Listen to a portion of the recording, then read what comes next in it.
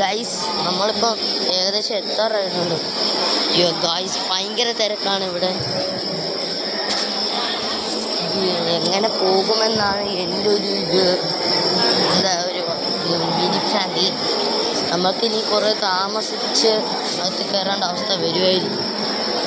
എന്നാലും കുഴപ്പമില്ല. നമ്മളെ ഗുരുവായൂർ കയറി ധനുഷ്കോടി ചെന്നുള്ള വീഡിയോസ് വരെ ഇടുന്നതാണ് ഗൈസ്. അപ്പം ഗൈസ് നമുക്ക് അകത്തുള്ള വീഡിയോസ് കാണാം.